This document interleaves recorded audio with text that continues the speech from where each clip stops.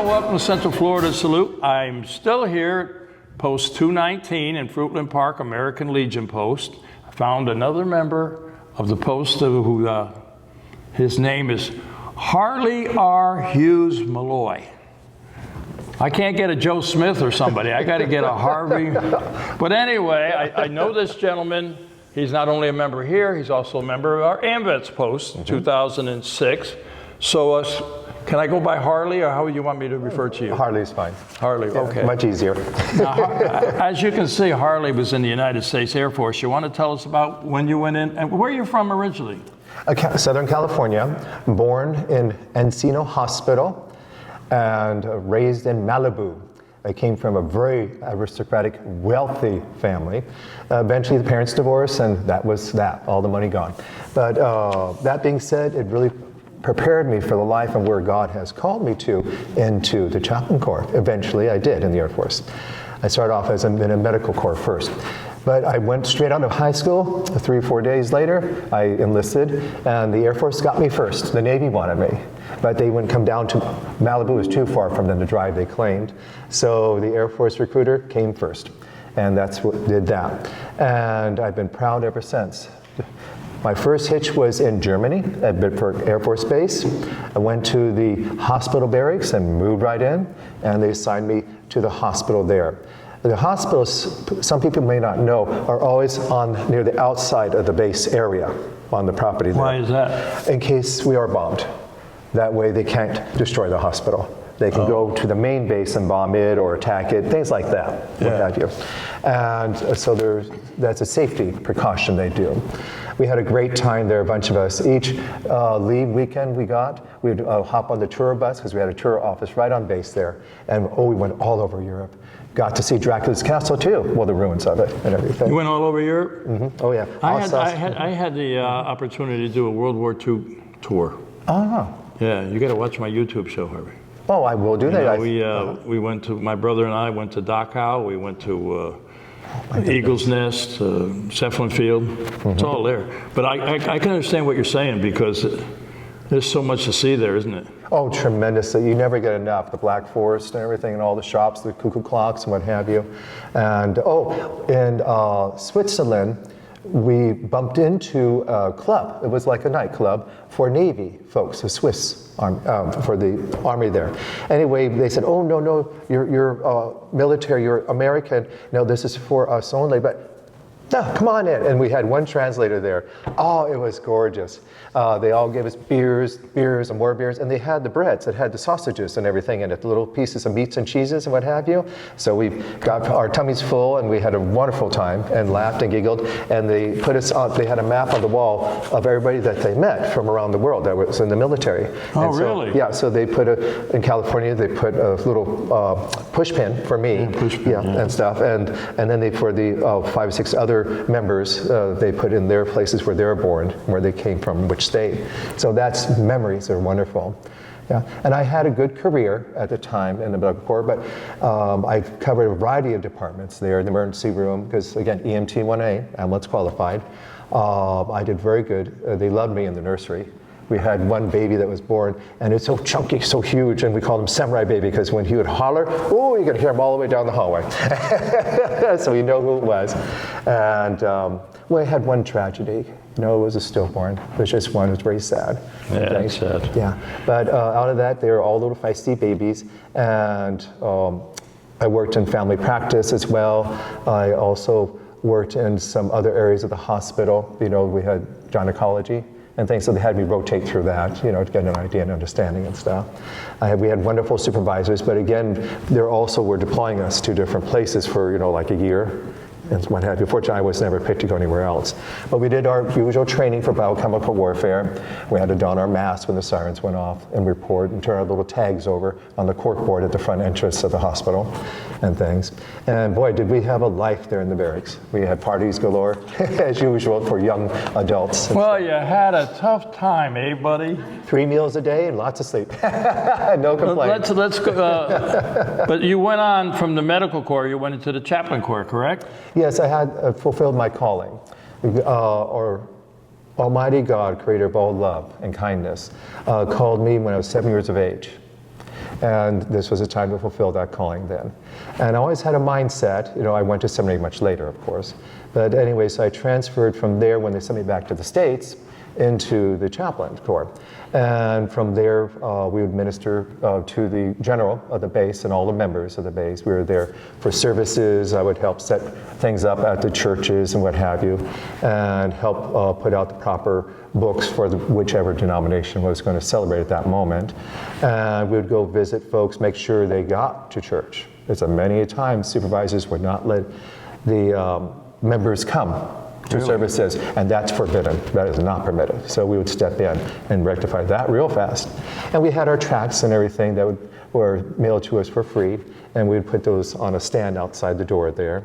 And then if there was somebody who was in a grieving situation, we'd go ahead and offer comforts, listen, lots of listening at those moments, let them cry, things like that.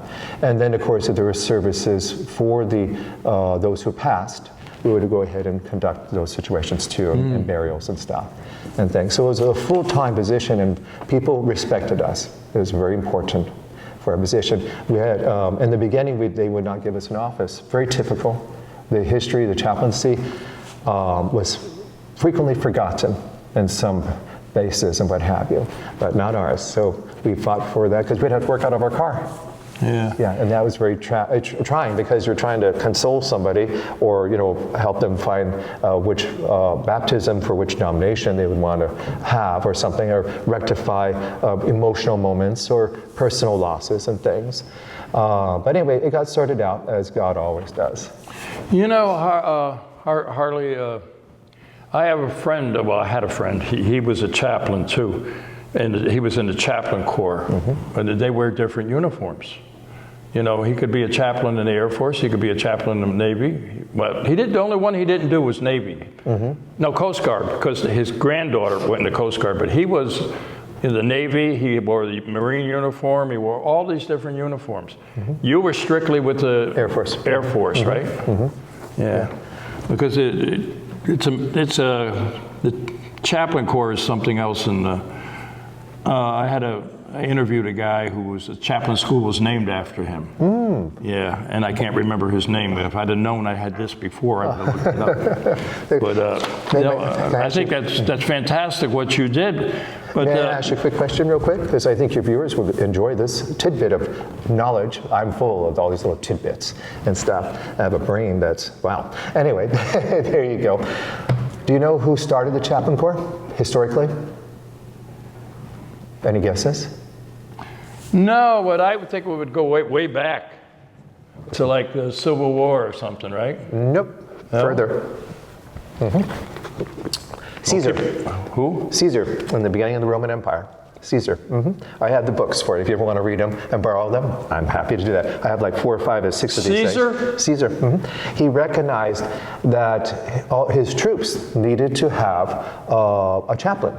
And the chaplain, of course, generic, because you can be a male or a female in the military, to be a chaplain, and things. And you don't, in the posts, you can be a lay person, being a chaplain and things. But yeah, no, Caesar started because he recognized these are human beings that are fighting for us. And they're fighting other people, and they're dying, or slaughtered, or maimed, and hurt. They need to have somebody there for comfort. So he created the office. And then, and of course, they're polytheistic at that point. We're monotheistic today, more so. But so he had a chaplain so that any of their gods that they worship, somebody would be there for them. And so it went from there, and success. And from there, it came to what we have today. Wow. Okay. Little bits of knowledge. You've had other jobs too. Yes. Do you want to start from there somewhere? Well, at the point when I went to the reserves, finally, because I was too much of my ministry occurring in Los Angeles and on the streets for those in need, those who lived in boxes and had newspapers for blankets and what have you. I went ahead, and the reserves helped me to continue my spiritual corporal works of mercy, the many variety of them. And so there, a bunch of us from the church would go after duty hours to take foods, take soup. We'd use my car at the time, a Honda CR-V, And in the very beginning, they had a picnic table that was back on top of the tire in the trunk area. So we'd set it up, push up the legs, set the food there.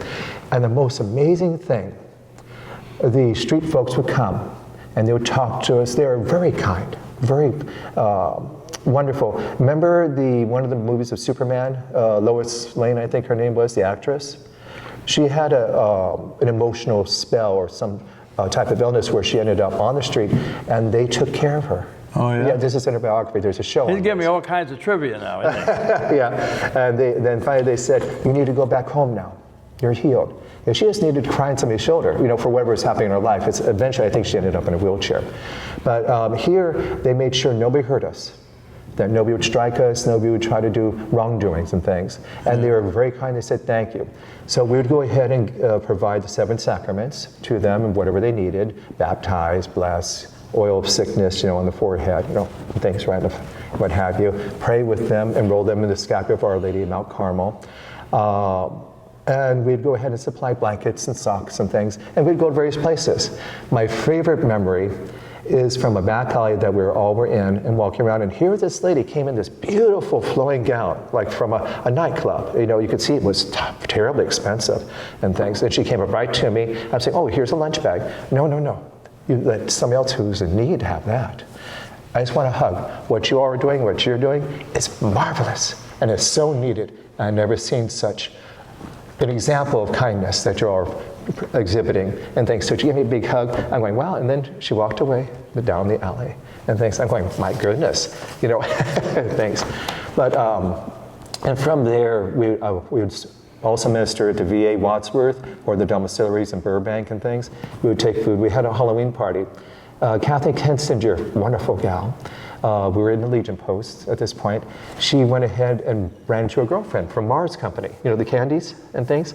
And so they got to talking and things, and this event was coming up for Halloween. And she said, oh, can you send us some candies for the vets that are shut-ins, or they lost their legs, or in a wheelchair, or, they're Alzheimer's or dementia or something. And she says, oh, by all means.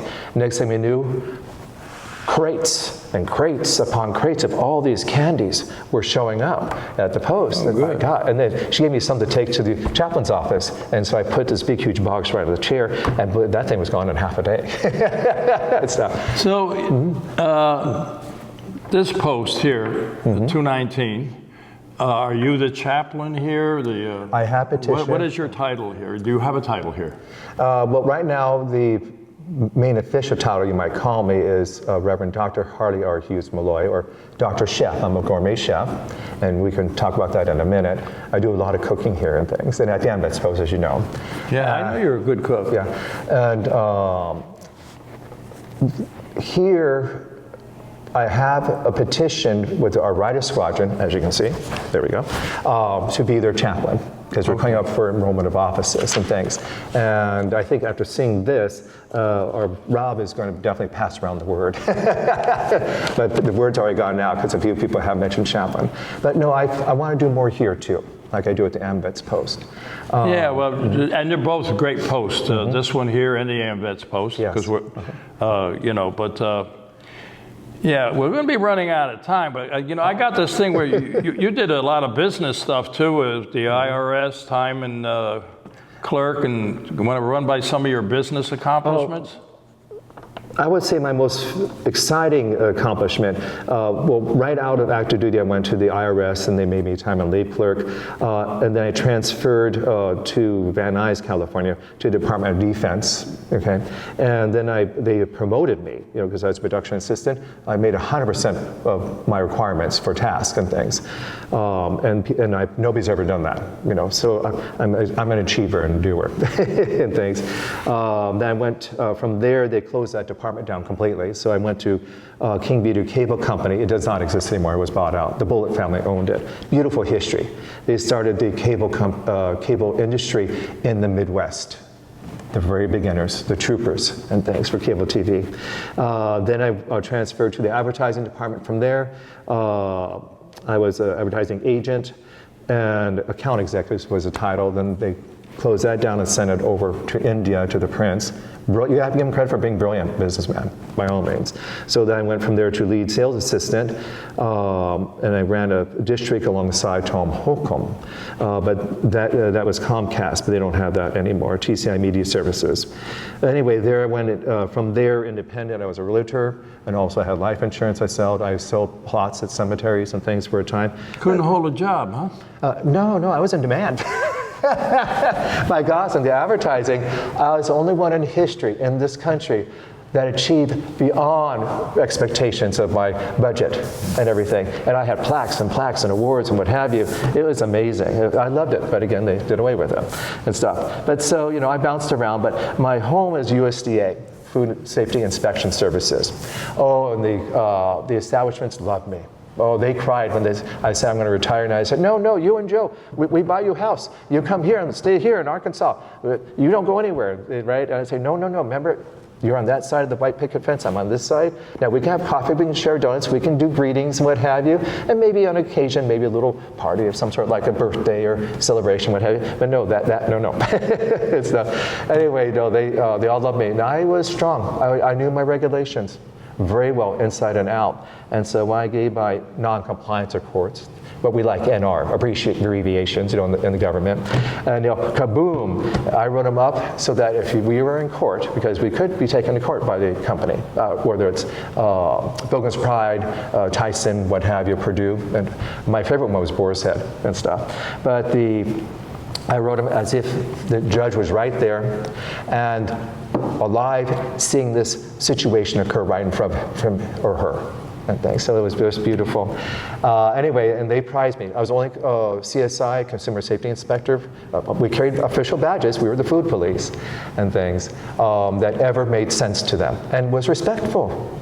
Oh yeah, not a jerk, not screaming and yelling at everybody, ordering people what for. No, I was respectful. And when I walked the floors at the lines, I said, come on, there. And the general manager at this point, this was Tyson, was it Tyson?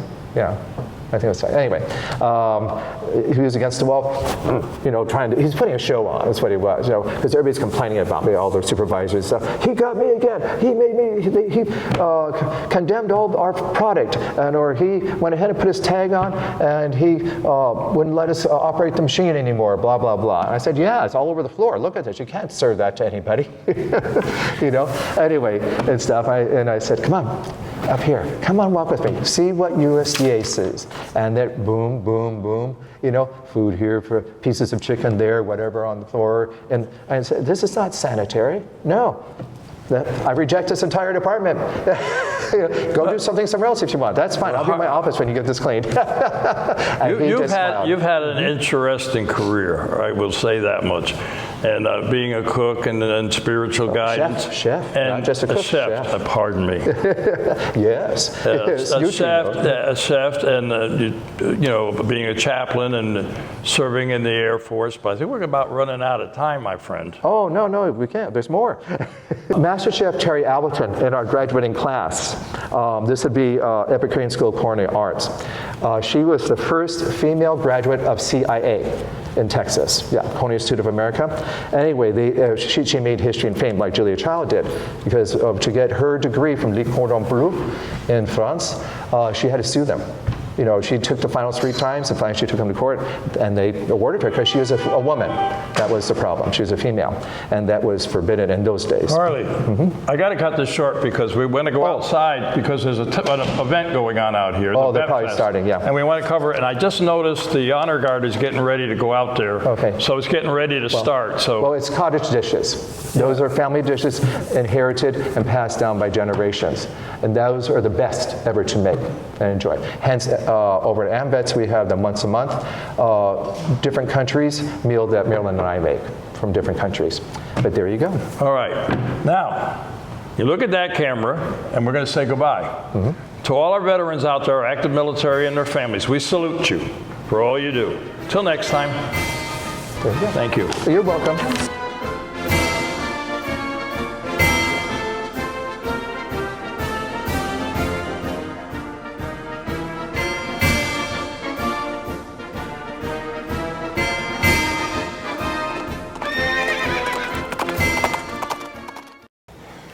Today I'm at AMVETS Post 2006, a major sponsor of Central Florida Salute. And I want to introduce to you the commander here, Ronnie Mack. Ronnie, tell us a little bit about AMVETS 2006. Where are you located? And we are at 500 North Canal Street, Leesburg, Florida. It's right off of 441, between 441 and Main Street on Canal. Can't miss us. And we're a veterans organization, along with, we have an auxiliary, and we have sons of veterans that are related some form or another to a veteran. And we do a lot for a lot of charitable donations and stuff to charities in the area and in the county. And we're a major sponsor to Central Florida Salute. We're proud of it. We're glad to be.